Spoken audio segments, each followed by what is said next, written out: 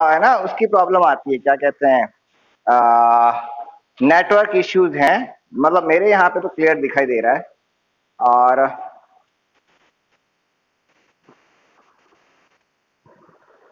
Board clear है, board दिख रहा है। परफेक्ट।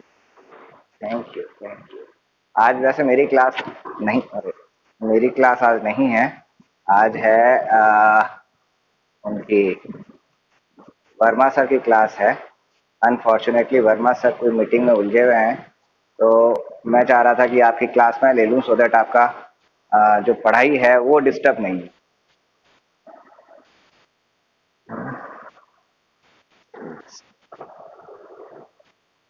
मैं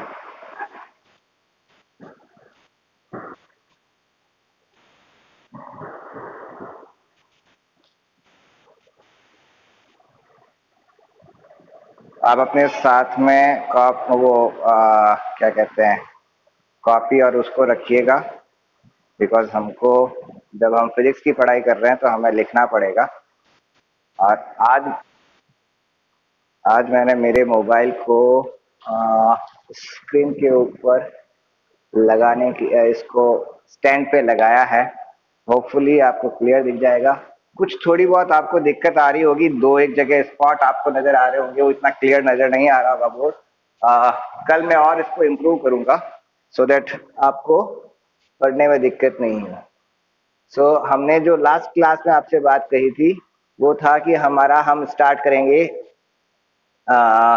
फिफ्थ यूनिट को हम काम में लेंगे सबसे पहले। और फिफ्थ यूनिट जो है हमारी वो है, फिफ्थ यूनिट जो है वो है स्पेशल थ्योरी ऑफ रिलेटिविटी। तो स्पेशल थ्योरी ऑफ रिलेटिविटी की जब हम बात कर रहे हैं, तो वहां पर हमारे पास में हमारा है स्पेशल थ्योरी ऑफ रिलेटिविटी। ये हमारा यूनिट फिफ्थ। मैंने पहले भी बताया था कि मैं स्टार्ट करूंगा पहले फिफ्थ यूनिट से, तो फिफ्थ यूनिट के बाद हम लेंगे फोर्थ यूनिट। हम्म। उल्टा है। चलो, एक्चुअली इसको मैंने उल्टा इसलिए किया कि मैंने इसको अच्छा, sorry, sorry. Is it is it good?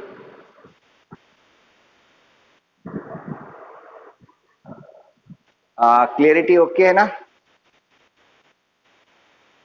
ठीक है।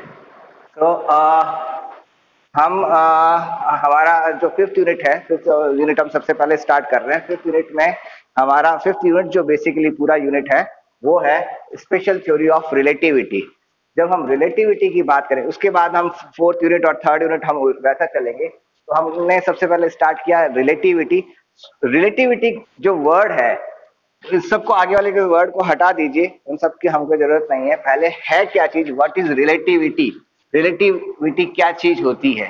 तो रिलेटिविटी को सिंपल लैंग्वेज में अगर मैं बात करूं, तो हमारे पास में अगर मान लीजिए मेरे पास में एक ये लेंथ दे रखी है, तो ये लेंथ कितनी है? आप में से कोई कह सकता है ये length almost 25 centimetre, 27 centimetre, 30 centimetre हो सकती है। और कोई ये कह सकता है कि ये लेंथ 3 किलोमीटर हो सकती है। कोई कह सकता है कि ये 3 सेंटीमीटर हो सकती है या 3 माइक्रोमीटर हो सकती है। इट ऑल डिपेंड्स, ये 3 सेंटीमीटर है या 30 सेंटीमीटर है। मान लीजिए मैंने एक लेंथ ड्रॉ की, ये लेंथ ए से बी तक की, ये लेंथ 3 सेंटीमीटर है या 30 सेंटीमीटर है। ये लेंथ 30 सेंटीमीटर है। कब होगी ये 30 सेंटीमीटर लेंथ? जब मैं ये कंसिडर करता हूं कि ये छोटी सी जो लेंथ है वो मेरी 2 सेंटीमीटर है, या इससे भी मैं छोटी एक लेंथ कंसिडर कर लेता हूं कि ये मेरे पास में, if this length, small length इतनी सी, ये लेंथ मेरे पास में, अगर ये लेंथ 1 सेंटीमीटर है, तो ये length I can write it like CD. Length CD is, if length CD is 1 centimeter, then I can say length AB is equals to 30 centimeter. ये 30 सेंटीमीटर तभी होगी जब ये लेंथ मेरे पास में 1 सेंटीमीटर है। एक मैंने दूसरी लेंथ और ले ली, इतनी सी लेंथ है ये, और इस लेंथ का मैंने नाम दे दिया सम एक्स वाई लेंथ, और ये लेंथ मेरे पास में 1 माइक्रोमीटर है। If this is 1 micrometer, if XY length is 1 micrometer, then AB will not be 30 centimeter. अगर ये मेरे पास में 1 माइक्रोमीटर है तो ये 30 सेंटीमीटर नहीं होकर उस केस के अंदर AB जो लेंथ है वो मेरे पास में हो गई 30 माइक्रोमीटर। अगर CD मेरे पास में 1 सेंटीमीटर है तो AB लेंथ जो है वो मेरे पास में हो गई 30 सेंटीमीटर। और आगे दूसरा एग्जांपल, एक दूसरी लेंथ है मेरे पास में, ये लेंथ ले लेते हैं PQ length. If PQ length is 5 kilometre, अगर ये लेंथ मेरे पास में 5 किलोमीटर है, then I can say this length is equals to AB will be PQ, means almost this length 1, 2 and 3, so it will be equal to 15 kilometre. तो क्या हुआ, हमारे पास में रॉड एक ही थी, रॉड तो सिर्फ यही है, लेकिन इसकी अलग अलग रेफरेंस के अंदर किसके साथ में रेफर किया हमने, इसको CD के साथ में रेफर किया तब इसकी लेंथ अलग आई, XY के साथ में इसको रेफर किया तो इसकी लेंथ अलग आई, PQ लेंथ के साथ में इसको रेफर किया तो इसकी लेंथ अलग आई। सो एक ही लेंथ जो है हमारे पास में, एक रॉड जो है उसकी लेंथ अलग अलग देखने पर अलग अलग नजर आती है। सो लेंथ जो है it is a relative phenomena, length जो है it is a relative phenomena, length is relative phenomena, ये रिलेटिव फिनोमिना है। सिमिलरली अगर मैं कह रहा हूं कि कोई आदमी बहुत ज्यादा फेयर है, बहुत ज्यादा उसका चेहरा बहुत मतलब फेयर है, क्लीन है, तब वो फेयर कब है, जब मैं उसको किसी ब्लैक के साथ में कंपेयर कर रहा हूं। और अगर मैंने उसको और ज्यादा व्हाइट आदमी के साथ में, गोरे आदमी के साथ में अगर कंपेयर करता हूं तो उसका फेयरनेस रिलेटिवली कम हो जाएगी। तो वहां पर भी फेयरनेस जो वर्ड है, फेयरनेस जो चीज है, it is a relative quantity. Similarly mass, it is a relative quantity. Mass, कोई आदमी भारी है या मेरे पास में एक वेट है, एक मेरे पास में वेट है m is equal to 5 kg। ये 5 kg कब होगा, जब मेरे पास में मुझे नोन होगा कि एक छोटा सा स्मॉल वेट जो है वो वेट 1 kg का है। If this is 1 kg then I can say this is 5 kg। तो it is a relative phenomena, ये बिना रिलेटिव नहीं हो सकता है। लाइक जैसे अभी हमने लेंथ की बात की, उसी तरह से मास जो है it is a relative, time relative है, टाइम भी रिलेटिव है।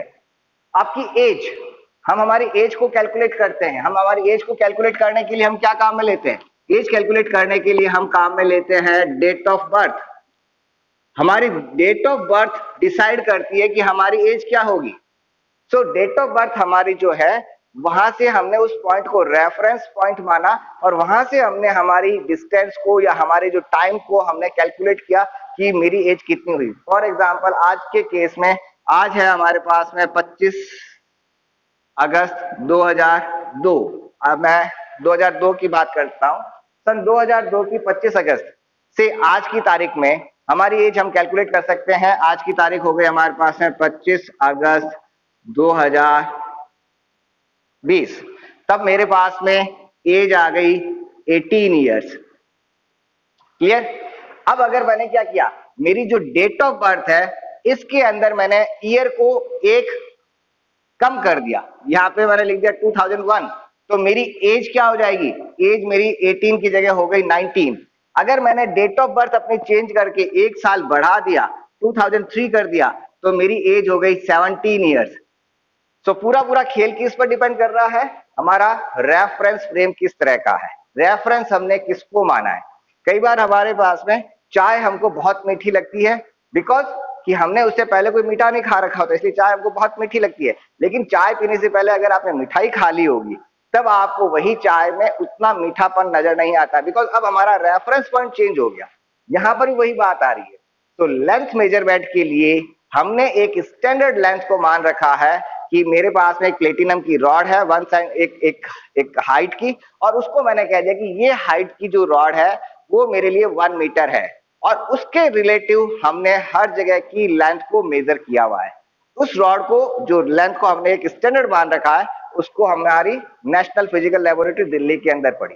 इसी तरह से मास, हमारे पास में हमने एक मास का ले रखा है, हमने उसको माना है कि ये मास 1 ग्राम है, उसके रिलेटिव कितना हो दूसरों का मास है। टाइम, टाइम सेकंड जो है, हमारे पास में हमने एक सीजियम एटम काम में ले रखा है। सीजियम के एनर्जी लेवल्स के अंदर जो वाइब्रेशंस हो रहे हैं, उन वाइब्रेशन से हम पता लगाते हैं और हम मानते हैं कि इतने वाइब्रेशंस अगर हो रहे हैं तो हमने उसको 1 सेकंड कहा है। इस तरह से हमने हमारी तरफ से कुछ स्टैंडर्ड वैल्यूज हमने बना रखी है। हम जब मार्केट में जाते हैं सब्जी लेने के लिए, तो मार्केट जो दुकान वाले भैया हैं वो हमको कहते हैं कि सर ये जो एक पत्थर है वो 1 केजी का है, ये पत्थर छोटा वाला आधा केजी का है, बिकॉज उसने क्या किया, उस पत्थर को 1 केजी के बराबर कर रखा है, उसको 1 केजी से कंपेयर कर रखा है, रेफरेंस पॉइंट बना रखा है। तो इसी तरह से हमारे यहाँ पर मेन बात आती है रेफरेंस पॉइंट की, relative. Every quantity is relative, nothing is absolute. सारी चाहे वो डिस्टेंस हो, मास हो, टाइम हो, जो कुछ भी चीजें हैं ये सारी रिलेटिव है। और ये रिलेटिव कब होगी, जब हमारे पास में एक रेफरेंस फ्रेम होगा। किसके रेफरेंस में हम बात कर रहे हैं, किस पॉइंट से हमने उसको स्टार्ट किया, तो रेफरेंस पॉइंट का यहाँ पे सबसे पहले चीज आती है। आपको अभी क्लियर दिखाई दे रहा है? हेलो। ओके ठीक है, मुझे बीच बीच में बताते रहना, अदरवाइज क्लियर नहीं होना तो क्या है कि मैं रिकॉर्ड भी कर रहा हूं और कहीं कुछ उसमें गड़बड़ नहीं हो। और रिकॉर्ड करके, जैसे मैंने पिछली बार भी अपना वीडियो यूट्यूब पे डाला था, आज वाला वीडियो भी यूट्यूब पे डाल दूंगा, तो दैट आपको पढ़ने में दिक्कत नहीं आएगी। और यहाँ पे भी साथ साथ में आप अपने नोट्स भी बनाते रहिए। नाउ नेक्स्ट, अब हमारे पास में बात आ गई, हमने बात कही कि रिलेटिव, और एवरी क्वांटिटी इज रिलेटिव, चाहे वो लेंथ हो, मास हो, टाइम हो, आगे भी खूब सारी क्वांटिटीज है, इलेक्ट्रिसिटी हो गया, मैग्नेटिज्म हो गया, सारी क्वांटिटीज हमारी जो भी है वो सारी रिलेटिव है। अब जब रिलेटिव है, तब रिलेटिव के लिए हमको क्या चाहिएगा, फ्रेम ऑफ रेफरेंस चाहिएगा। अब फ्रेम ऑफ रेफरेंस जब चाहिएगा तो फ्रेम ऑफ रेफरेंस कौन कौन से तरह के होते हैं, तो अब हमारा फर्स्ट टॉपिक जो है वो है फ्रेम ऑफ रेफरेंस, और सिंपली रेफरेंस फ्रेम।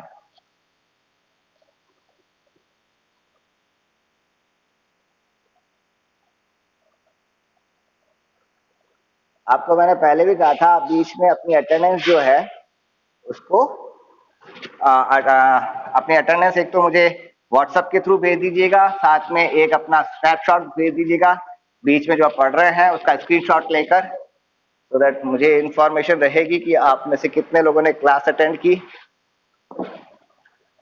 और कोशिश करेंगे मैं आपकी अटेंडेंस शीट को यहीं पे ओपन कर लूंगा।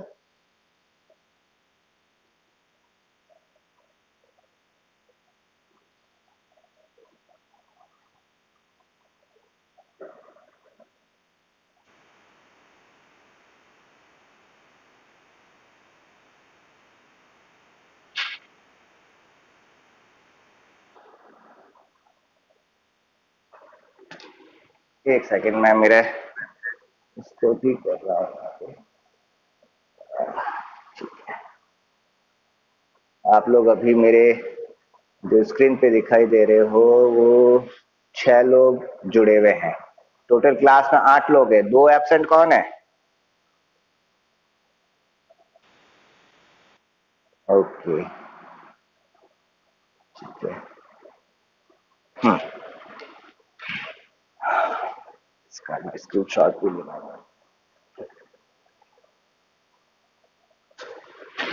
हाँ, तो अब हमारे बात आती है reference system, reference frame. Reference frame को समझने का बहुत सिंपल सा तरीका है कि मैंने एक पॉइंट लगाया यहाँ पर, एक मेरे पास में ये पॉइंट P, इस पॉइंट के कोऑर्डिनेट क्या होंगे, इस पॉइंट के कोऑर्डिनेट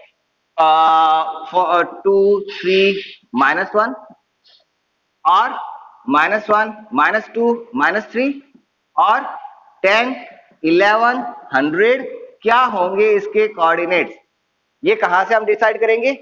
ये हमारे पास में कुछ भी कोऑर्डिनेट्स हो सकते हैं और ये सारे ये कोऑर्डिनेट भी वैलिड है, ये कोऑर्डिनेट भी वैलिड है, ये कोऑर्डिनेट भी वैलिड है। डिपेंड करेगा कि हमारे पास में फ्रेम ऑफ रेफरेंस हमने कौन सा काम में लिया। सो यहां पर मैं अगर एक फ्रेम ऑफ रेफरेंस मींस मैंने क्या किया, एक्स वाई जेड एक्सेस बना दी। ये मेरी axes, X axis, Y axis, Z axis. जब तक ये मेरे पास में कोऑर्डिनेट सिस्टम नहीं है, ये फ्रेम नहीं है, मैं इसके कोऑर्डिनेट्स को एग्जैक्टली डिटरमाइन नहीं कर सकता हूं। और कोऑर्डिनेट सिस्टम, अगर मैंने ये कोऑर्डिनेट सिस्टम काम में लिया, तब मेरे पास में इसके कोऑर्डिनेट आ जाएंगे एक्स वाई जेड। अब अगर मैं एक दूसरा कोऑर्डिनेट सिस्टम काम में ले लेता हूं, एक मैंने यहां पर एक दूसरा कोऑर्डिनेट सिस्टम अगर मैंने काम में ले लिया, ये X dash Y dash Z dash, तो इसके कोऑर्डिनेट अब एक्स वाई जेड नहीं रहेंगे। जैसे ही मेरा एक दूसरा फ्रेम ऑफ रेफरेंस में काम में लेता हूं, तो इस पॉइंट के कोऑर्डिनेट मेरे चेंज हो गए, x dash Y dash Z dash. अब मेरे पास में एक नया कोऑर्डिनेट सिस्टम आ दोनों। अब मेरे पास है यहाँ पे दो ऑब्जर्वर हो गए। अब इस चीज को समझने की कोशिश करना, मैं थोड़ा सा अलग डायरेक्शन में जाने की कोशिश कर रहा हूं। मेरे पास में एक फ्रेम, अब फ्रेम से क्या मतलब है, यहाँ पे फ्रेम से क्या लेना देना, ये जो मैंने एक्स वाई जेड कोऑर्डिनेट बनाए, इसका क्या मतलब होता है? तो इसका बेसिकली मतलब होता है कि ऑब्जर्वर जो ऑब्जर्व कर रहा है वही बेसिकली फ्रेम है, जो ऑब्जर्व कर रहा है वही बेसिकली फ्रेम है। फॉर एग्जाम्पल, मैं यहाँ पे खड़ा, सामने जो ट्यूबलाइट लगी है उस ट्यूबलाइट को अगर मैं देख रहा हूं, तो मैं बेसिकली यहां पर हूं ओरिजिन पे, और मेरे लिए ये एक्स एक्सेस, इस साइड वाली वाई एक्सेस और टॉप वाली मेरी जेड एक्सेस हो गई। इन तीनों एक्सेस को मिला के मैं उस ट्यूबलाइट के कोऑर्डिनेट फाइंड आउट कर सकता हूं, जो यहां से मैं आराम से बता सकता हूं कि वो ट्यूबलाइट मुझसे कितनी डिस्टेंस पर है। मेरे लिए उसके कोऑर्डिनेट क्या है। अगर एक दूसरा लड़का कहीं दूसरी जगह बैठा है, एक दूसरा लड़का यहां पर खड़ा है, तब उसके लिए उस ट्यूबलाइट के कोऑर्डिनेट अलग हो गए, वो फ्रेम हो गया दूसरा फ्रेम। सो बेसिकली ये जो फ्रेम है, it means an observer. Frame का मतलब हो गया ऑब्जर्वर, जो उस चीज को ऑब्जर्व कर रहा है, उसके हिसाब से क्या हो रहा है। सो मैंने यहां पर मेरे पास में एक ऑब्जर्वर ओ जो कि स्टेशनरी है, दूसरा ऑब्जर्वर हो गया ओ डैश। ये ओ डैश ऑब्जर्वर एक दूसरे फ्रेम के अंदर है। तो इस पूरे फ्रेम को मैं एक नाम देता हूं फ्रेम एस। इस दूसरे फ्रेम को मैं नाम देता हूं frame S dash. Point A की है, coordinates of point A, coordinates of point P in frame S are क्या होंगे coordinates, x y z, and in frame S dash इसके कोऑर्डिनेट हो जाएंगे x dash Y dash Z dash. ये इसके coordinates हो गए फ्रेम एस में और फ्रेम एस डैश में। ये पॉइंट अब स्टेशनरी है या मूवेबल है, कौन डिसाइड करेगा? ये डिसाइड करेंगे ये दोनों फ्रेम्स, फ्रेम एस और फ्रेम एस डैश डिसाइड करते हैं कि पार्टिकल मूवेबल है या स्टेशनरी है। फॉर एग्जाम्पल, हम लोग अर्थ पे जो रह रहे हैं, अगर मेरी क्लास में आप लोग यहाँ पे बैठे हो, तो आपके रेस्पेक्ट में मैं स्टेशनरी हूं और मेरे रेस्पेक्ट में आप स्टेशनरी हो। जब मैं आपको देख रहा हूं तो बेसिकली मैं एक फ्रेम हो गया, जो कि फ्रेम एस स्टेशनरी, मैं यहाँ पे रुका हुआ हूं और मैं आप लोगों को देख रहा हूं, मैं यहाँ से ट्यूबलाइट को देख रहा हूं। तो आप लोग सारे स्टेशनरी हो गए, किसके रेस्पेक्ट में? मेरे फ्रेम के रेस्पेक्ट के अंदर। लेकिन अब अगर कोई बाहर एक लड़का साइकिल पे, बाइक साइकिल पे अगर वो मूव कर रहा है, तब उसके रेस्पेक्ट में हम लोग क्या हो गए? उसको लगेगा कि वो स्टेशनरी है और चल कौन रहा है? हम लोग चल रहे हैं। या अगर हमको देखा जाए तो हमारे रेस्पेक्ट में जो बाहर जो लड़का खड़ा है वो क्या हो गया? मूवेबल हो गया। तो ये जो मोशन भी जो हो रहा है, जो वेलोसिटी है, it is again a relative quantity. Relative quantity है अर्थ के ऊपर, हम सब एक दूसरे के रिलेटिवली स्टेशनरी है, क्योंकि अर्थ रोटेट कर रही है तो अर्थ के साथ में हम भी रोटेट कर रहे हैं।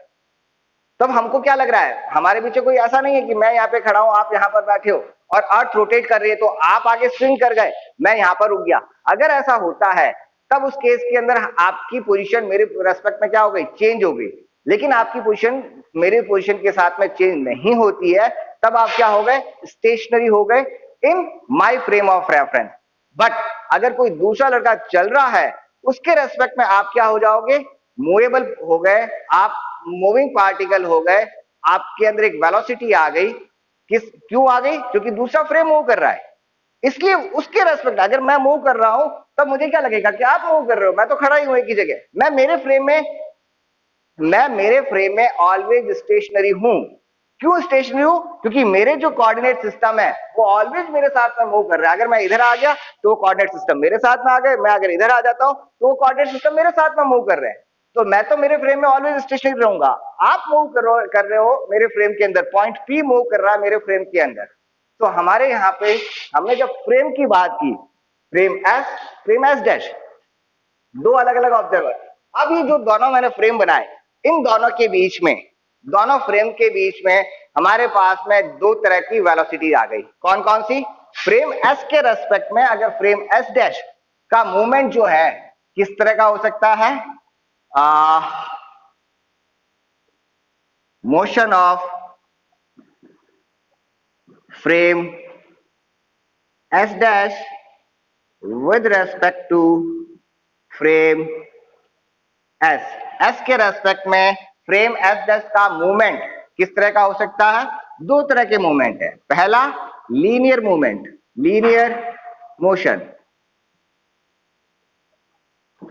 लीनियर मोशन कैसे, फ्रेम एस और फ्रेम एस डैश एक कांस्टेंट वेलोसिटी से एक ही डायरेक्शन के अंदर मूव कर रहा है। लीनियर मोशन से मेरा मतलब यहां पर कांस्टेंट वेलोसिटी है, कांस्टेंट वेलोसिटी से मूव कर रहा है। Frame S dash constant velocity से मूव कर रहा है, एस के रेस्पेक्ट में फ्रेम एस डैश कांस्टेंट। अब फ्रेम एस डैश से मतलब समझने की कोशिश करना, जब भी मैं फ्रेम का नाम लेता हूं तो दैट मींस ऑब्जर्वर। तो मेरे पास में दो ऑब्जर्वर है, एक तो मैं और एक दूसरा और यहां पर ऑब्जर्वर खड़ा है। और लाइक अभी मैंने मैसेज देखा था, किसी का आया था थोड़ी देर पहले, अनिकेत है ना, अनिकेत मेरे पास में खड़ा, हम दोनों यहाँ पे खड़े हैं और हम एक ट्यूबलाइट को देख रहे हैं या हम एक किसी शॉप को देख रहे हैं। तो जब हम दोनों यहाँ पे खड़े हैं, अब वो लड़का यहाँ से कांस्टेंट वेलोसिटी से मूव कर रहा है। जब वो कांस्टेंट वेलोसिटी से मूव कर रहा है, क्योंकि उसके साथ में तो उसकी आंखें जा रही है, उसका फ्रेम जा रहा है, तो फ्रेम मैं जब रुका हूं मैं हो गया फ्रेम एस, जो फ्रेम यहां से जा रहा है, जो ऑब्जर्वर जा रहा है वो हो गया frame S dash. S dash frame मेरे रेस्पेक्ट में कांस्टेंट वेलोसिटी से जा रहा है, तो मेरे पास है लीनियर मोशन और आई कैन से कांस्टेंट वेलोसिटी से दूसरा फ्रेम मूव कर रहा है। अगर इस तरह से फ्रेम मूव करता है जिसकी वेलोसिटी कांस्टेंट है, तब यहां पर हमारा जो फ्रेम कहलाएगा वो कहलाएगा इनर्शियल फ्रेम, इनर्शियल फ्रेम। और इनर्शियल फ्रेम वो फ्रेम होते हैं जिनके अंदर न्यूटन्स लॉ वर्क करते हैं, न्यूटन्स के जो लॉ हैं वो वर्क करते हैं, और इनको हम न्यूटोनियन फ्रेम्स भी कह सकते हैं। These are also called as Newtonian frames, जिसके अंदर लीनियर मोशन हो रहा है with a constant velocity, velocity में भी चेंज नहीं हो रहा है, वेलोसिटी कांस्टेंट है। और दूसरे फ्रेम ऑफ रेफरेंस जिसमें नॉन लीनियर मूवमेंट हो रहा है, नॉन लीनियर, और सिंपल लैंग्वेज में मैं कहूं जिसके अंदर रोटेशनल मोशन हो रहा है, रोटेशनल मोशन। रोटेशनल मोशन जब होगा तब क्या हो जाएगा, वेलोसिटी चेंज हो रही है। रोटेशनल मोशन का मतलब क्या हो गया, वेलोसिटी चेंज। आप खुद देखिए, आप इस चीज को समझ सकते हो। आप झूले में गोल गोल जो मैरी गो राउंड वाला जो झूला है, मैरी गो राउंड वाले गोल झूले के अंदर बैठे हो और आप दुनिया को देख रहे हो। अब आपको दुनिया कैसी नजर आ रही है, अब आपको दुनिया बहुत अलग ढंग से नजर आएगी। जो आप ऑब्जर्व कर रहे हो वो आपको एक अलग नजर आएगा। तब उस केस में हमारा फ्रेम नॉन लीनियर हो गया। और जैसे अर्थ को हम नॉन लीनियर रोटेशनल फ्रेम मान सकते हैं। कब मान सकते हैं, जब मैं अर्थ से बाहर जाऊंगा। लेकिन अगर मैं अर्थ के ऊपर हूं तो मुझे उस रोटेशन का कोई इफेक्ट नहीं आ रहा है। जब अर्थ से मैं बाहर जाऊंगा तब मैं उस इफेक्ट को दूसरे के कंपैरिजन में, सन के कंपैरिजन में मैं अर्थ के रोटेशन से मैं पता लगा सकता हूं कि वहां पर जो रोटेशन हो रहा है वो कितना हो रहा है, और जब रोटेशन होगा, रोटेशनल फ्रेम होगा, तब ये मेरा फ्रेम जो कहलाएगा नॉन इनर्शियल फ्रेम कहलाएगा। Non inertial frame, non inertial frame वो फ्रेम होते हैं जिनके अंदर रोटेशंस हो, या जो नॉन लीनियर हो, या जिनके अंदर वेलोसिटी कांस्टेंट नहीं रहे। वेलोसिटी कांस्टेंट नहीं रहने का मतलब क्या हो गया, वेलोसिटी में एक्सेलरेशन हो रहा है या डी एक्सेलरेट हो रही है, वेलोसिटी कभी तेज हो रही है, वेलोसिटी कभी डाउन डिक्रीज हो रही है। तो वेलोसिटी अगर कांस्टेंट नहीं है, वेलोसिटी कांस्टेंट नहीं है, दैट मींस एक्सेलरेशन जीरो नहीं है, तब हम उसको कहते हैं नॉन इनर्शियल फ्रेम। और जब से वो नॉन इनर्शियल फ्रेम हो जाएंगे, तब यहाँ पर हमारे न्यूटन्स लॉ काम नहीं करते हैं। आप भी जानते हो यहाँ पर हमारी ओमेगा काम आ जाएगा, एंगुलर वेलोसिटी काम आ जाएगी, एंगुलर एक्सेलरेशन काम आ जाएगा, टॉर्क काम आ जाएगा, मोमेंट ऑफ इनर्शिया काम आ जाता है। तो हमारे नॉन इनर्शियल फ्रेम बन जाते हैं। तो फ्रेम को क्लासिफाई करते हैं तो फ्रेम दो तरह के होते हैं, लीनियर इनर्शियल फ्रेम और दूसरा non inertial frame. Inertial frame वो फ्रेम होते हैं जिनके अंदर वेलोसिटी कांस्टेंट रहती है, वेलोसिटी में चेंज नहीं हो रहा है, और जिनके अंदर न्यूटन्स लॉ वर्क करते हैं। This is also known as Newtonian frames. Newtonian frames भी इनको कहते हैं, इनमें न्यूटन्स के लॉ वर्क करते हैं। और जो नॉन लीनियर है, रोटेशनल फ्रेम है, उनके अंदर वेलोसिटी में चेंज होगा, चाहे वो वेलोसिटी की डायरेक्शन चेंज हो रही हो या वेलोसिटी का मैग्नीट्यूड चेंज हो रहा हो। मैग्नीट्यूड चेंज होने का मतलब एक्सेलरेशन हो रहा है या डी एक्सेलरेशन हो रहा है। अगर ऐसा कुछ हो रहा है तो वो फ्रेम कहलाएंगे नॉन इनर्शियल फ्रेम। और नॉन इनर्शियल फ्रेम या नॉन न्यूटोनियन फ्रेम, उनके अंदर न्यूटन्स के लॉ वर्क नहीं करते हैं। एक बार ये लिख लीजिए, फिर मैं आगे और पढ़ाता हूं। इसको लिखने के बाद मुझे बता दीजिएगा।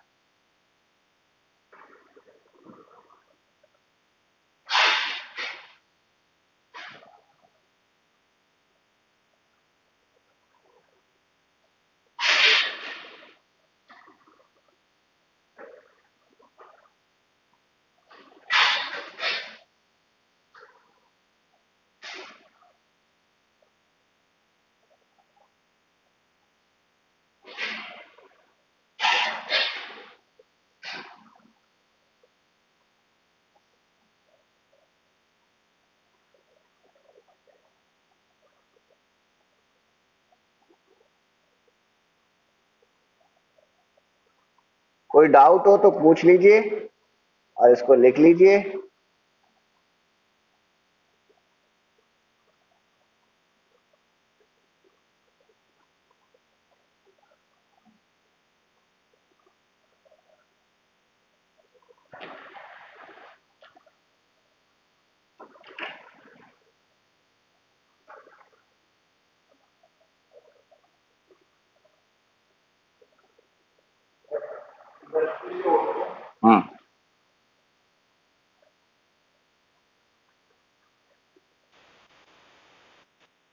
हाँ, हो गया, डन, ठीक है।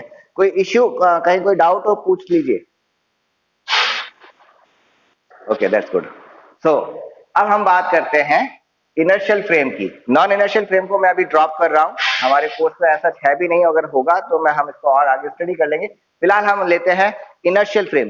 देखो, बहुत स्टार्टिंग जब भी हम करते हैं ना फिजिक्स को या किसी भी चीज को समझने के लिए, तो हमको वहां से स्टार्ट करना चाहिए जहां पर हमारे पास डेफिनेटली एक स्पेशल केस बनता है, लेकिन वो चीजें जिसके अंदर हम कई चीजों को हमने क्या कर दिया, फिक्स कर दिया, अप्रोक्सीमेशन ले लिया। जैसे हमने यहाँ पे क्या कर दिया, वेलोसिटी को फिक्स कर दिया, लीनियर मोशन ले लिया, तो हमारी थोड़ी प्रॉब्लम्स कम हो गई। पहले हम इसको सॉल्व करेंगे और इसको सॉल्व करने के बाद में फिर हम नॉन इनर्शियल फ्रेम पे वर्क करेंगे। सो यहां पर जब हम बात करते हैं लीनियर मोशन के अंदर, इनर्शियल फ्रेम के अंदर, अब इसी चीज को आगे कंटिन्यू करते हैं।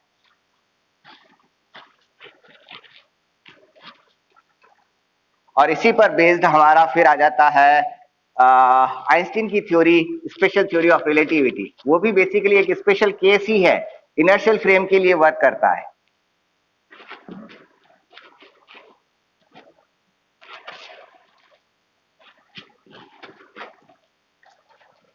चलिए, अब मैंने क्या किया, एक फ्रेम लिया, फ्रेम एक्स वाई जेड, और एक पॉइंट कंसिडर किया, पॉइंट पी। फ्रेम से मतलब ऑब्जर्वर हो गया, और जब मैं इस फ्रेम का नाम दे रहा हूं कि ये मेरा फ्रेम एस है, फ्रेम एस मींस ये मेरा एक स्टेशनरी फ्रेम है, और स्टेशनरी फ्रेम जब है तो मींस इसके कोऑर्डिनेट, पॉइंट के कोऑर्डिनेट इसके साथ में फिक्स है। पॉइंट है मेरे पास में एक्स वाई जेड। इसी पॉइंट पर जहां पे मैं खड़ा हूं, पॉइंट ओ पर, यहां पर उसी समय एक और स्टूडेंट मेरे साथ में यहां पर खड़ा है। क्लियर? एक और स्टूडेंट मेरे साथ में खड़ा है, और उसके कोऑर्डिनेट और मेरे कोऑर्डिनेट बिल्कुल एक दूसरे के ऊपर मैच कर रहे हैं, दोनों हम यहीं पे खड़े हैं। अब यहां से टाइम हमने सेट कर लिया, time t is equal to 0, उसकी घड़ी और मेरी घड़ी में, दोनों की घड़ी में टाइम 0। और अब क्या करता है कि एक स्टूडेंट यहां से मूव करना, जो मेरे साथ में यहाँ पे स्टूडेंट खड़ा है, वो कांस्टेंट वेलोसिटी से मूव करता है, कांस्टेंट वेलोसिटी से अलोंग एक्स डायरेक्शन मूव कर रहा है। सो एट एनी टाइम t, किसी उसकी वेलोसिटी चेंज हो गई, वेलोसिटी कांस्टेंट है, तो वो अब यहां पर पहुंच गया। हाँ बेटा, एक सेकेंड, स्क्रीन, अच्छा चलो मैं थोड़ा इधर बनाता हूँ डायग्राम, रिफ्लेक्शन आ रहा है, मैं उसको थोड़ा सा उस साइड बना देता हूँ। यहाँ पे ठीक है,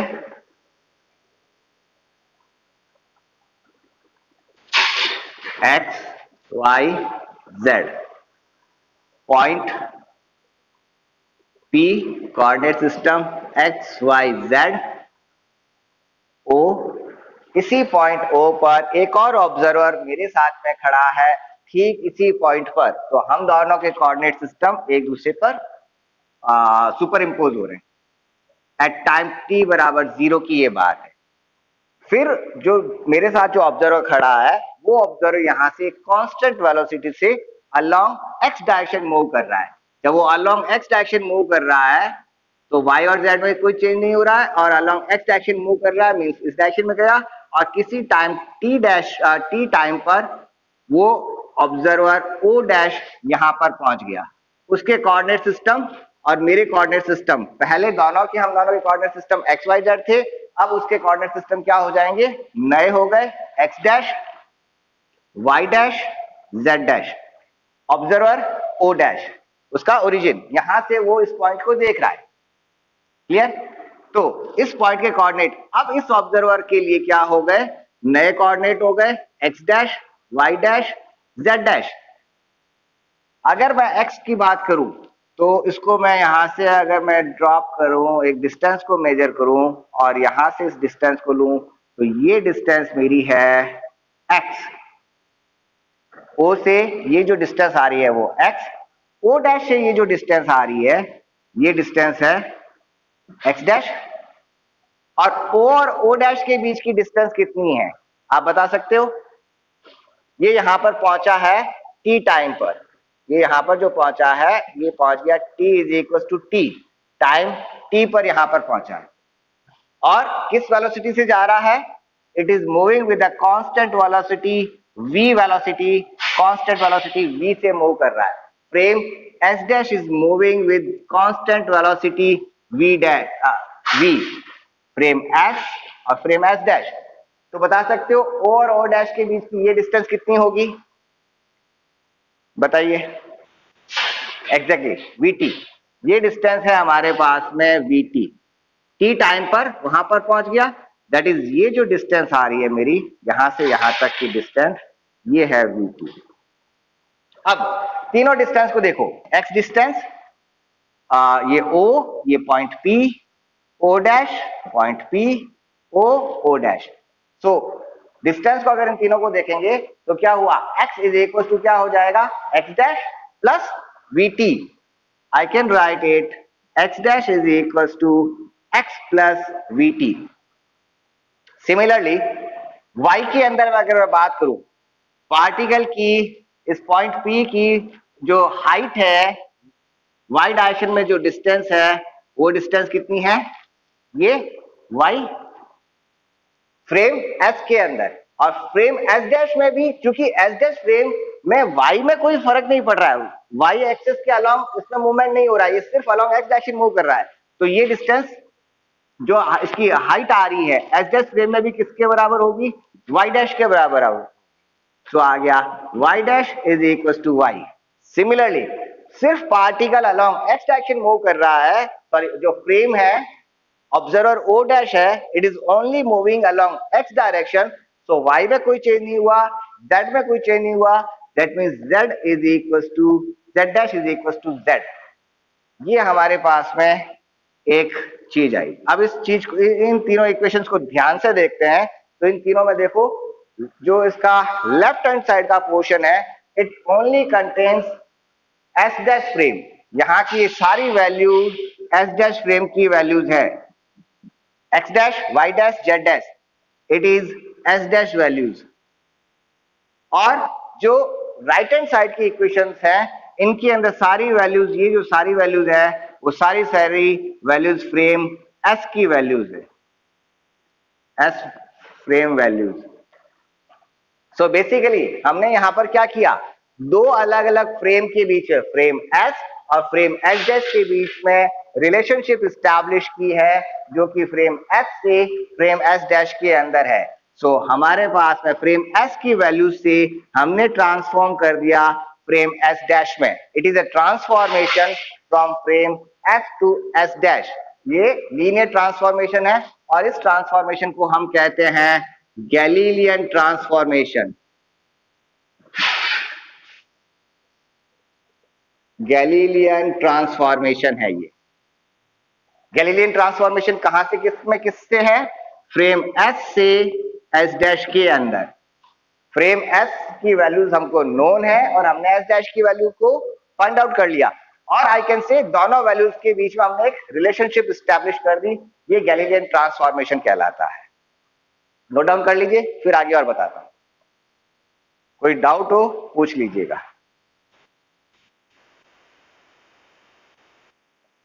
कौन सा वाला छूटा है, ये दिख रहा है? आ, आ, चलो इधर लिखता हूं, इधर तो दिख रहा है ये वाला पोर्शन, ठीक है, ये वापस लिख देता हूं। तो हमारे पास में गैलीलियन ट्रांसफॉर्मेशन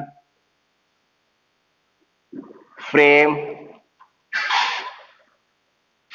एस और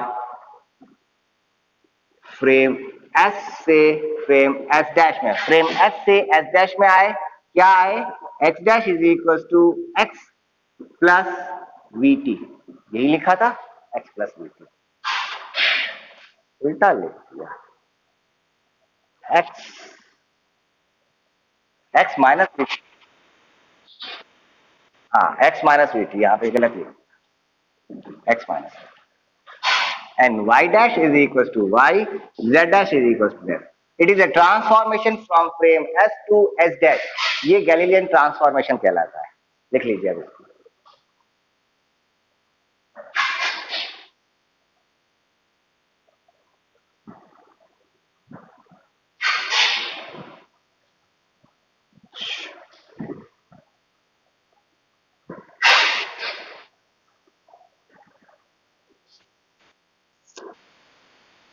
हाँ बेटा, आपके वहां पे दिक्कत होगी क्योंकि बाकी बच्चों को तो दिख रही होगी, आप उसको है ना डिस्कनेक्ट करके वापस कनेक्ट करो, डिस्कनेक्ट करके कनेक्ट करो, देखो।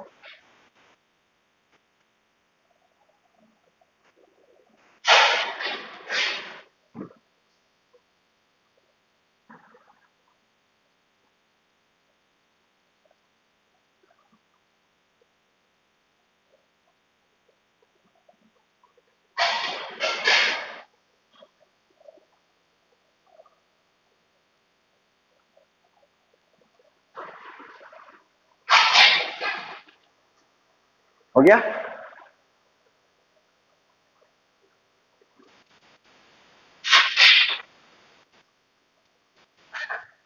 भाई बाकी देखो, बाकी बच्चों को आपको दिख रही है क्या, बाकी सबको? क्योंकि हाँ, मैं अगर यहाँ से डिस्कनेक्ट करके करूंगा कनेक्ट तो वो मैं कह रहा हूँ ना, आप अपना वहां पे उसको वापस चेक करो।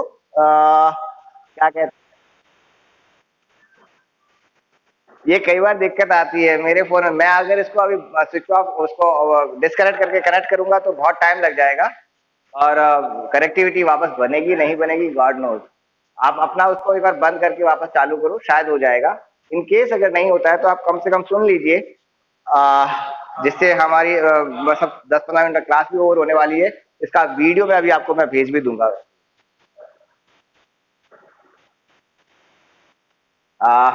और है ना, अपना वो उसको एक बार वेब कैम को चालू मतलब चालू करके बंद करो, शायद उससे हो जाए।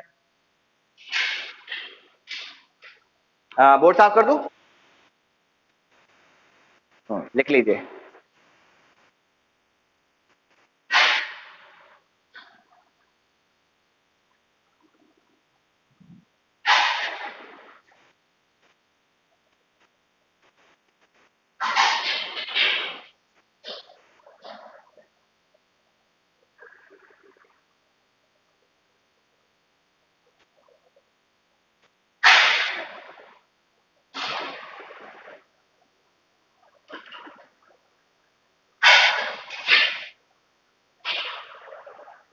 टैब ज्यादा क्यों लगा रहे हो? टैब की जरूरत नहीं है, बस उसको इतना काफी है, उधर वाला वो बंद कर दो।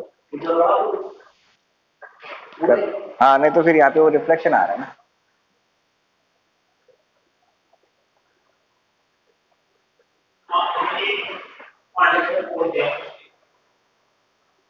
डन। अच्छा।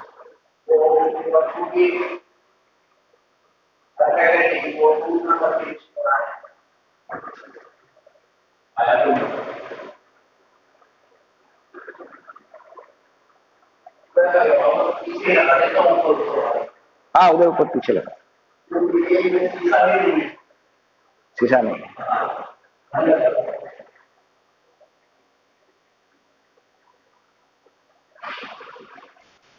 हो गया?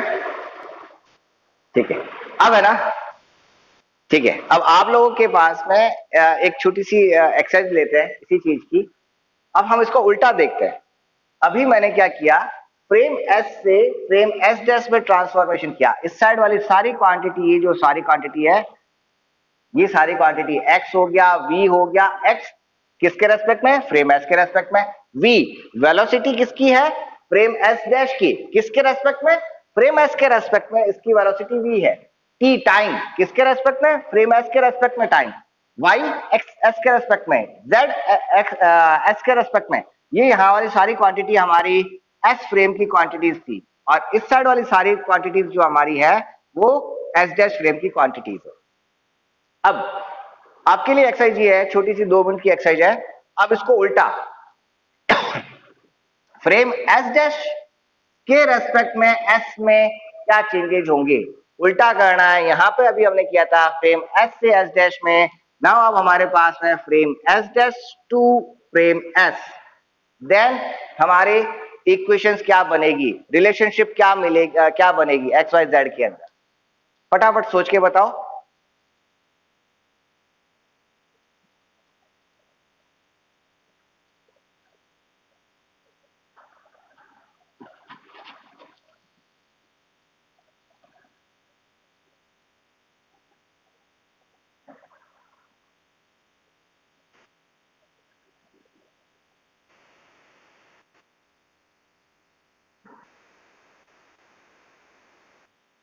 ओके, यहां I will write x is equals to x dash plus v dash t dash, and y is equals to y dash, z equals to z dash। ये बन जाएगी। अब ऐसा क्यों बना, ये इसको समझने की कोशिश करते हैं। मेरे फ्रेम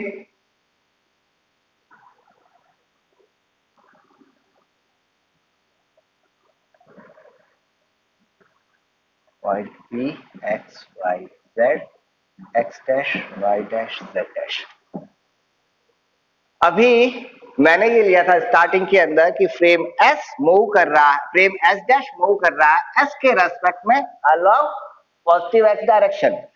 अब अगर मैं यहां पर स्टेशनरी हूं तो इसका मतलब क्या हो रहा है, मैं तो मूव नहीं कर रहा हूं, ओ डैश मूव नहीं कर रहा है, मूव कौन कर रहा है, फ्रेम एस मूव कर रहा है। किस डायरेक्शन में मूव कर रहा है, ये इसके रेस्पेक्ट में ये इस डायरेक्शन में मूव कर रहा था, तो ये कहां जाएगा, ये पीछे की साइड में जाएगा। सो बेसिकली जब मैं यहां पर खड़ा हूं तो मुझे ये लगेगा कि फ्रेम एस जो है वो बैक डायरेक्शन के अंदर जा रहा है with the velocity minus v velocity से जा रहा है।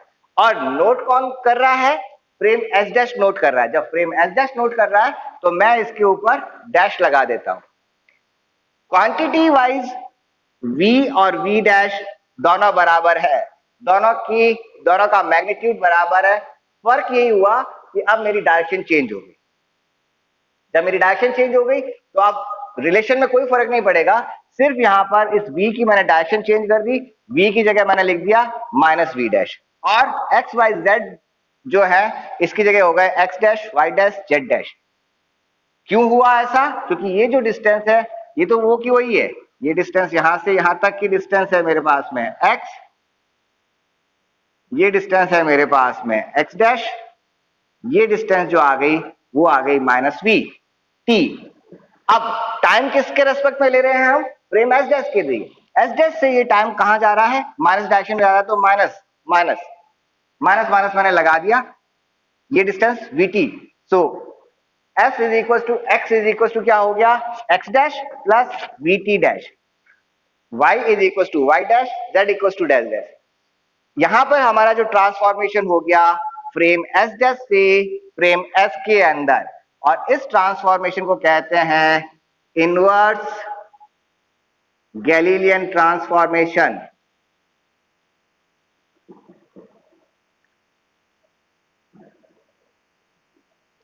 इनवर्स गैलीलियन ट्रांसफॉर्मेशन, ये उल्टा हो गया, वो था गैलीलियन ट्रांसफॉर्मेशन, ये inverse Galilean transformation frame S से एस डैश से फ्रेम एस के अंदर। और ये सारा सारा आप लोग फिफ्थ सिक्स सेवंथ क्लास के अंदर आप इस चीज को पढ़ चुके हो, रिलेटिविटी को। थोड़ा और हम पढ़ते हैं, इसको लिख लीजिए फिर आगे और हम करते हैं।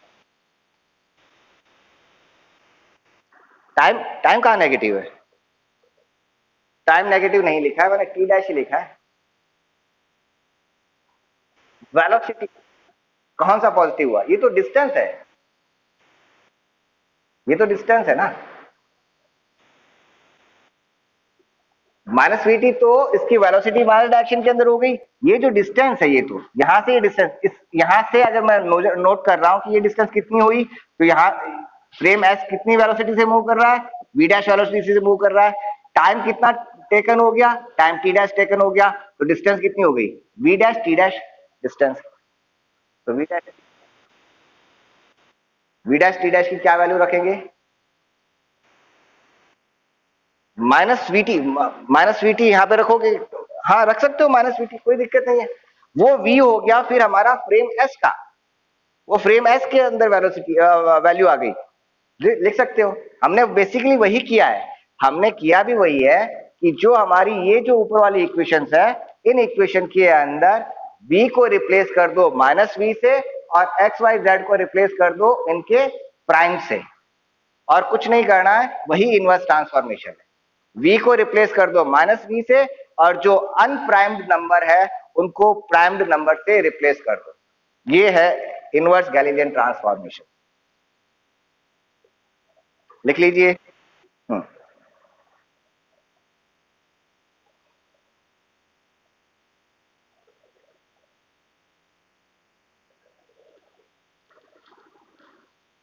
तो लिख लीजिए, फिर एक छोटा सा और काम कर लेते हैं।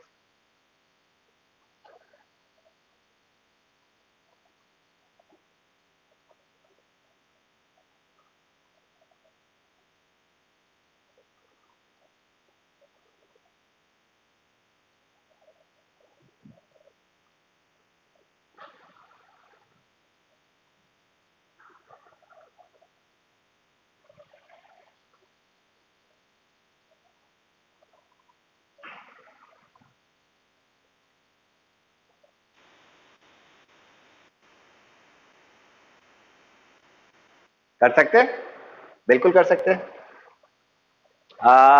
अगर हम वो वैसा करेंगे, चलो पहले इसको लिखो, बाद में वो बना लेता हूँ, कोई नहीं। अगर हम वैसा करेंगे तो हमारी थोड़ी सी कॉम्प्लेक्सिटी बढ़ जाएगी। We can do it. फिर हमको सिर्फ वही देखना है कि डिस्टेंस कितनी चेंज हो रही है, दोनों के कोऑर्डिनेट्स के, दोनों के ओरिजिन्स के बीच में कितना चेंजेज हो रहा है, और वी कैन कैलकुलेट इट। और उस केस में हमारा फिर फॉर्मूला क्या हो जाएगा, डिस्टेंस का फॉर्मूला हो जाएगा आर जो है हमारा root x square plus y square plus z square. दूसरे केस में हो जाएगा r dash is equal to root x dash square plus y dash square plus z square. अब ओरिजिन में कितना चेंजेज हुआ है, वो ओरिजिन चेंजेज हमको इसमें ऐड करना पड़ेगा। We can calculate it also, but अभी हम बहुत सिंपलेस्ट केस वही ले रहे हैं कि सिर्फ अलोंग एक्स डायरेक्शन चेंजेस हो रहे हैं।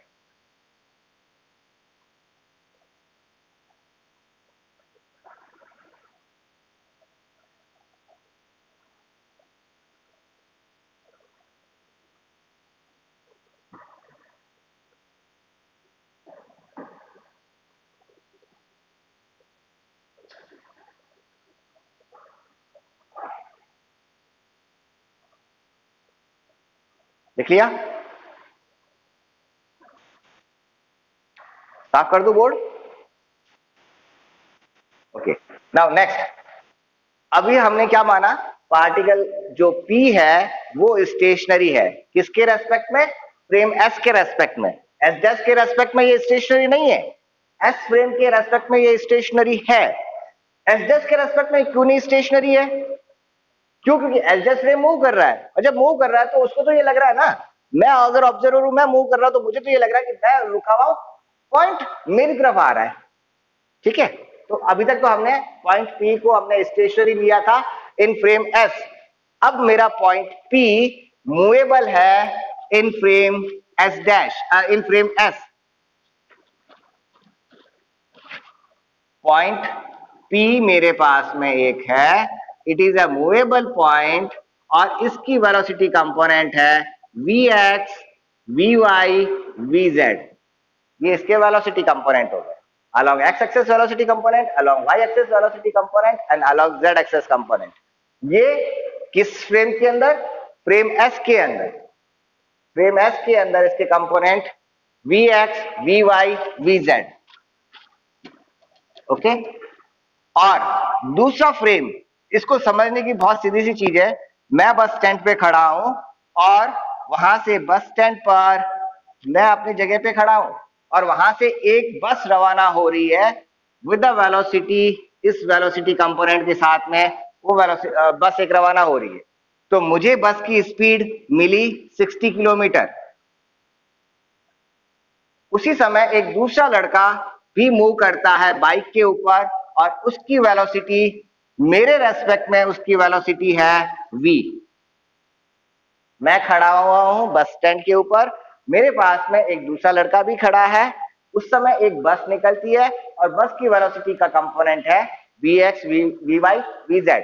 जो मेरे पास जो स्टूडेंट खड़ा है वो एक कांस्टेंट वेलोसिटी Vx वेलोसिटी से, V वेलोसिटी से मूव करता है अलोंग x डायरेक्शन, और उसकी वेलोसिटी v है। क्लियर? तब उस केस में ऑब्जर्व वेलोसिटी जो फ्रेम S डैश में ऑब्जर्व हो रही है, velocity Vx dash, Vy dash और Vz डैश कितनी होगी, ये हमको फाइंड आउट करना है। तो इसको फाइंड आउट करने के लिए जो अभी हमने काम में लिया, गैलीलियन इक्वेशंस, जो ट्रांसफॉर्मेशन था, x dash is equal to x minus vt, y dash is equal to y, z dash is equal to z, इन सब का आप सिंपली क्या कर लीजिए, डिफरेंशिएशन कर लीजिए, आपको इनकी वेलोसिटी मिल जाएगी। तो जब मैं इसको डिफरेंशिएट करता हूं, डिफरेंशिएट कर लीजिए, तो मुझे मिल जाएगा, इसका वेलोसिटी कंपोनेंट क्या है, what is Vx, what is Vx, Vx is basically dx by dt, Vy is dy by dt, Vz is dz by dt। Similarly Vx dash क्या चीज है, dx dash by dt dash. Vy dash क्या चीज है, is dy dash by dt dash and vz dash is dz dash by dt dash. तो हमने क्या किया, इस इक्वेशन को सिंपली डिफरेंशिएट कर लीजिए. जब मैं इसको डिफरेंशिएट करूंगा तो मुझे मिल जाएगा dx dash by dt dash is equal to dx by dt minus v. ये मुझे मिल गया, d by d t cancel हो गया. अब यहाँ पे एक बात ध्यान रखिएगा, मैंने यहाँ पर दो अलग अलग टाइम नोट किए हैं, t एंड t डैश. यहाँ पर भी मैंने लिखा है t डैश और t. तो जो हमने गैलीलियन इक्वेशंस जो लिखी थी उसके अंदर मैं एक लास्ट आपको लिखवाना भूल गया था.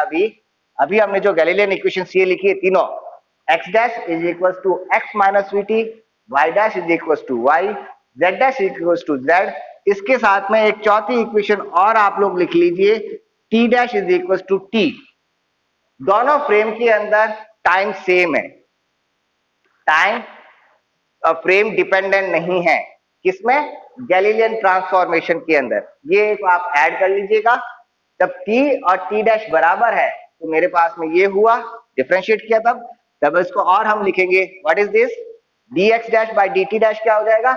dx dash by dt dash is vx dash. So I can write it vx dash is equal to vx minus v.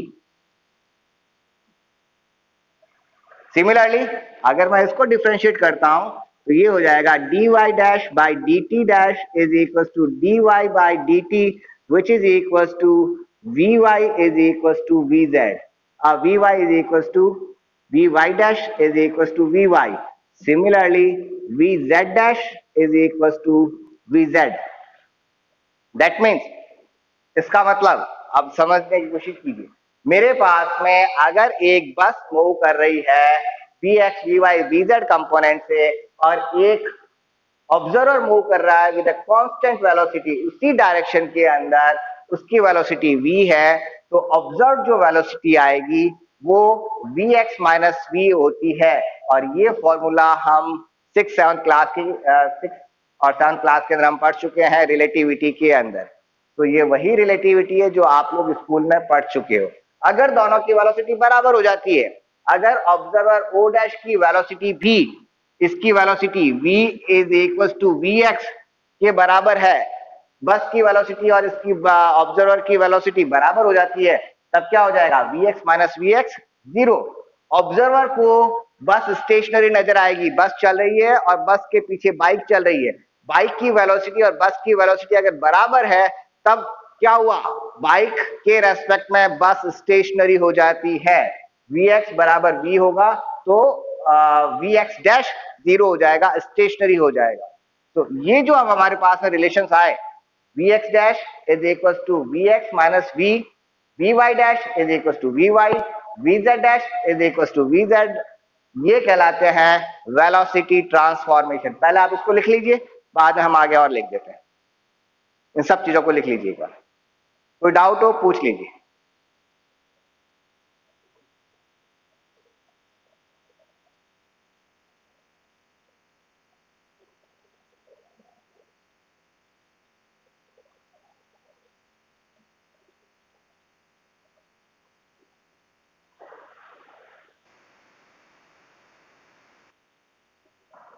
Zero कहाँ है? ये उसके y और z कंपोनेंट है. Particle is moving along x, y and z, but observer is moving only on x direction. Particle can move in y and z, और जब वो y and z में मूव कर रहा है तो उसकी वेलोसिटी में y और z में कोई इफेक्ट भी नहीं आ रहा है. पार्टिकल y z में y डायरेक्शन में जा रहा है, पार्टिकल जा रहा है इस डायरेक्शन के अंदर, मैं मूव कर रहा हूं इस डायरेक्शन में, तो मेरे रिलेटिव पार्टिकल की वेलोसिटी में कोई फर्क नहीं नजर आएगा. ये रहा, यहां पर y में कोई फर्क नहीं आ रहा है. जो वेलोसिटी ऑब्जर्व स्टेशनरी ऑब्जर्व कर रहा है वही ऑब्जर्वर मूविंग भी कर रहा है, तो उसमें कोई इफेक्ट नहीं आएगा. इफेक्ट उसी डायरेक्शन में आता है जिस डायरेक्शन में ऑब्जर्वर मूव कर रहा है.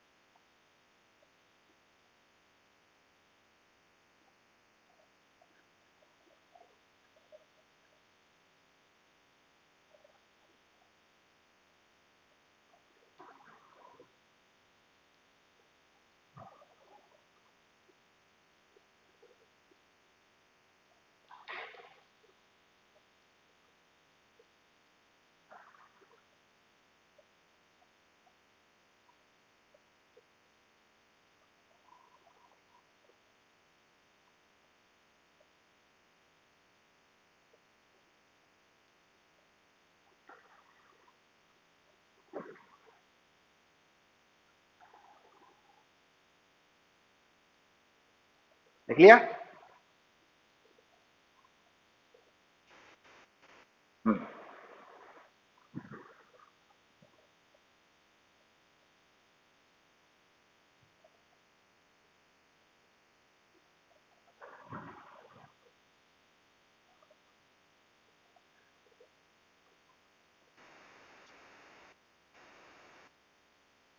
डी एक्स डैश ये या ये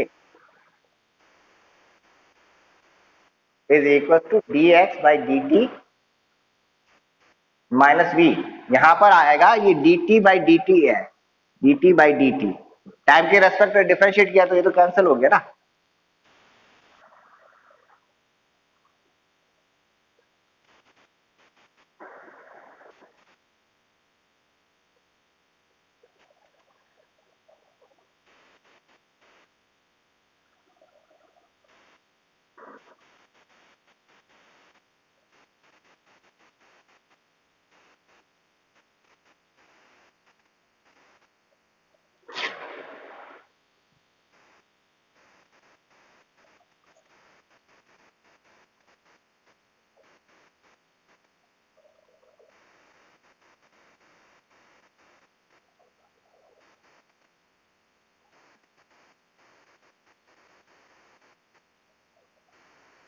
हो गया, ठीक है।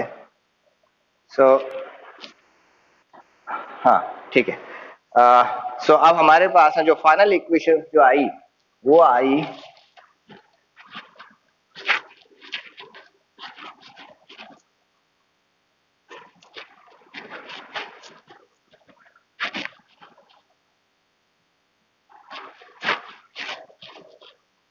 फाइनल इक्वेशन जो आ गई वो ये आई है if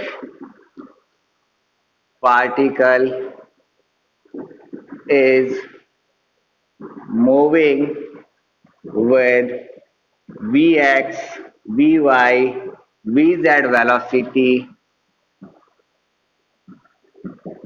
in frame S and observer S dash is moving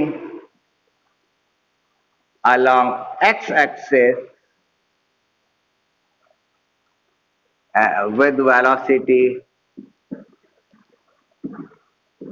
v, with velocity v with respect to velocity v with respect to frame S, then हमारे पास में then the observed velocity, then the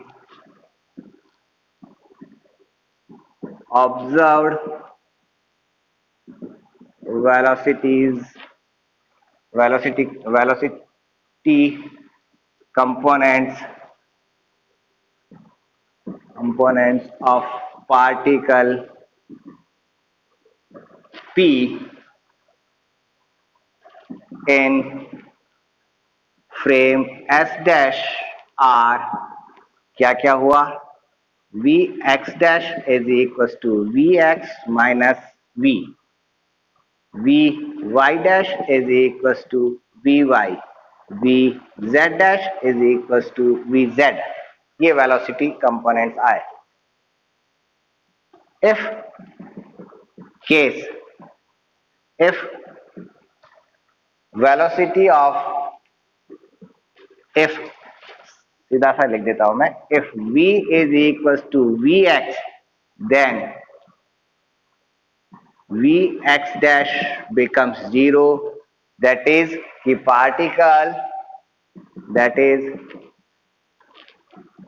particle is stationary, is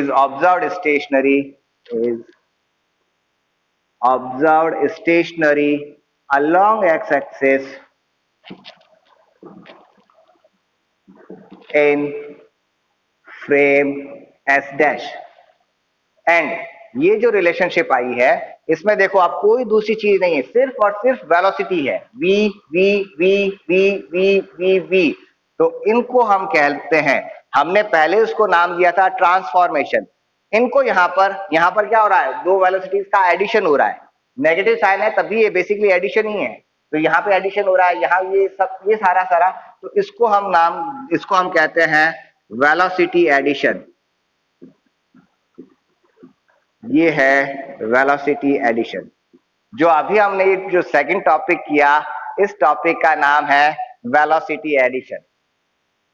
अब इसका inverse velocity addition करते हैं। Inverse velocity addition means frame इसका बिल्कुल उल्टा, फ्रेम एच की जगह आ गया एच डैश, तो इनवर्स वेलोसिटी ट्रांसफॉर्मेशन क्या हो जाएगा, inverse velocity addition.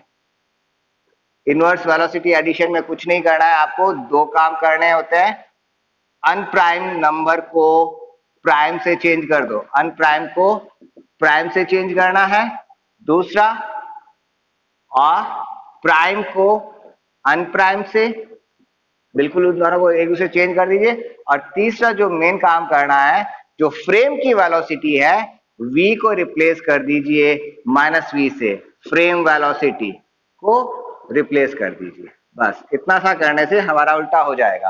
That means हमारे नए फॉर्मूला क्या हो जाएगा, vx is equal to vx dash plus v, और I can write it v dash, vy dash, vy is equal to vy dash, vz is equal to vz dash. ये है inverse velocity transformation और inverse velocity addition के formula. लिख लीजिए, कोई doubt इसमें है तो पूछ लीजिए, अदरवाइज लिखिए।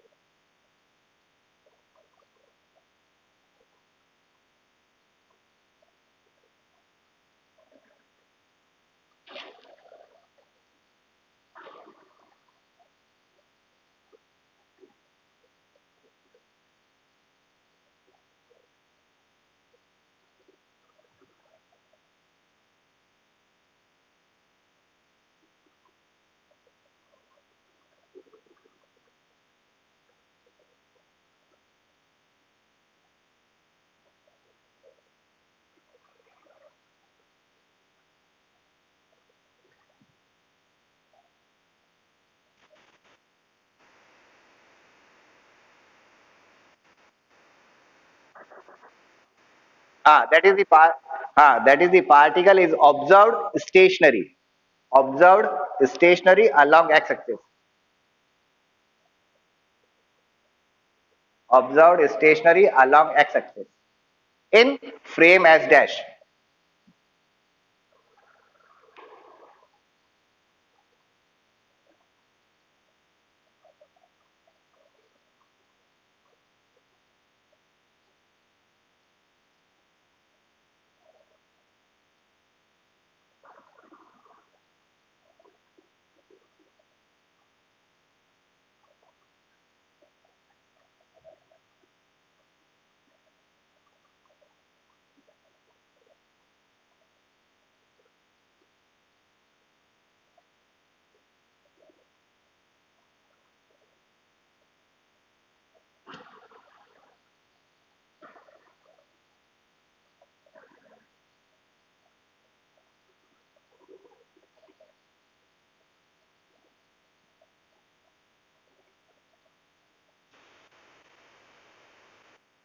इनवर्स वेलोसिटी एडिशन, अनप्राइम को प्राइम से चेंज कर दो, जहां अनप्राइम है उसको प्राइम से और प्राइम को अनप्राइम से, जो ये डैश लगा रखा है उसको आपस में इंटरचेंज कर लीजिए।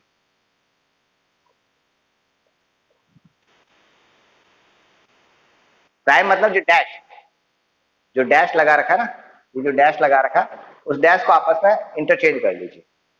जिनके ऊपर डैश नहीं है उसके ऊपर डैश लगा दीजिए, और जिन पे डैश है उनका डैश हटा दीजिए।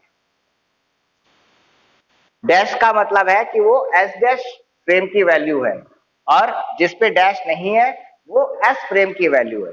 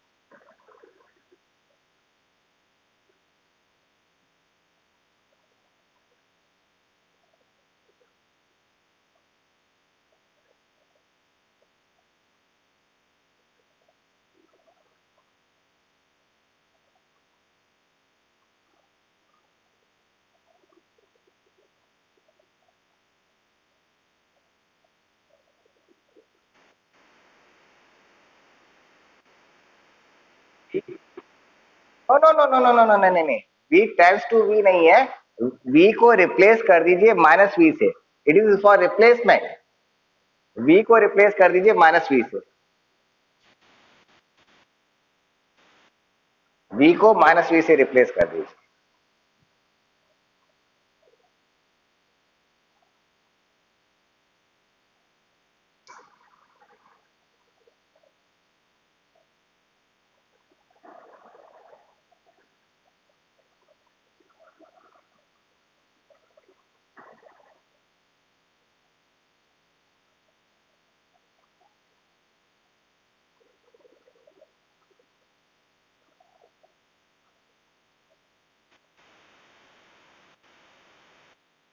हाँ, यहाँ माइनस था, माइनस v को मैंने रिप्लेस कर दिया, मतलब v को रिप्लेस कर दिया माइनस v से, तो यहाँ पे ये प्लस हो गया।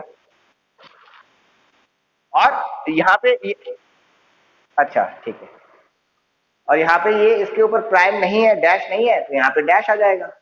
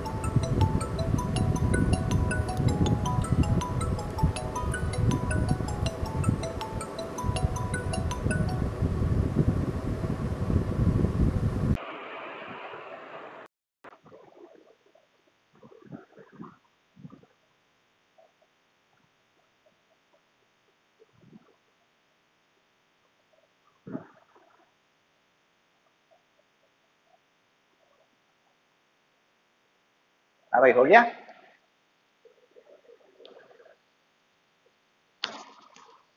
Hello.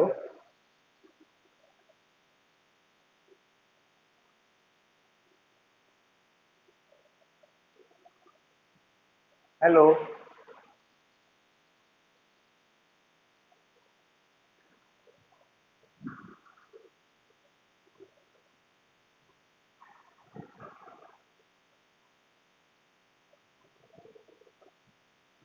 Hello.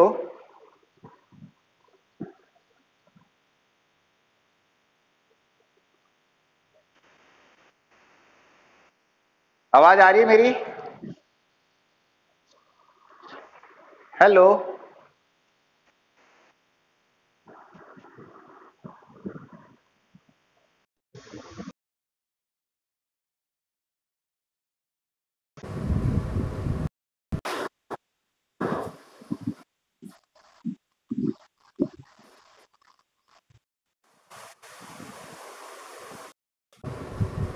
Hello,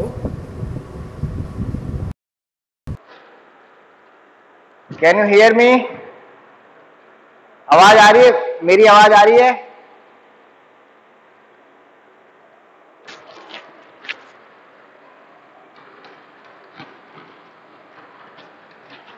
hello,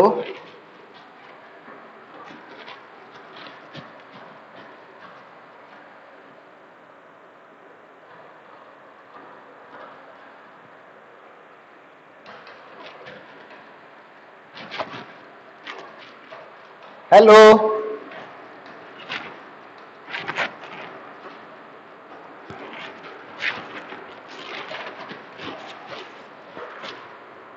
can you hear me? मुझे सुन सकते हो आप? हाँ,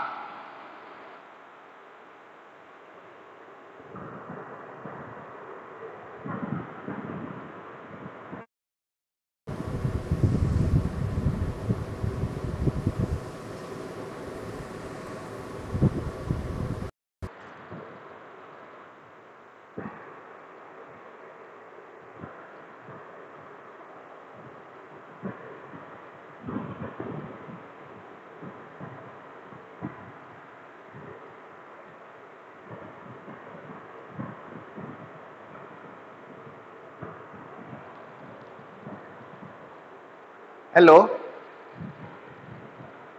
आवाज आ रही है?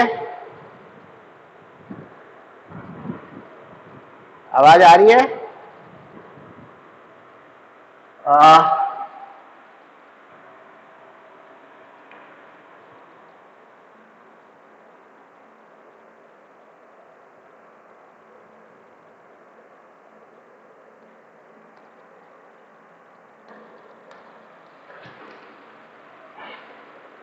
देयर इज साउंड प्रॉब्लम, सो आज की क्लास को हम यहीं पे स्टॉप करते हैं।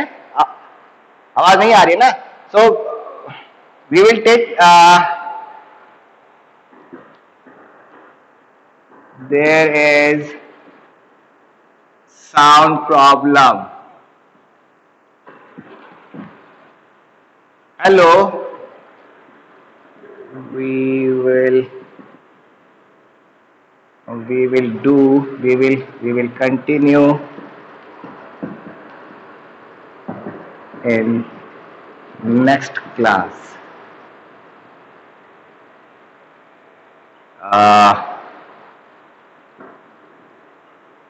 Mark your attendance and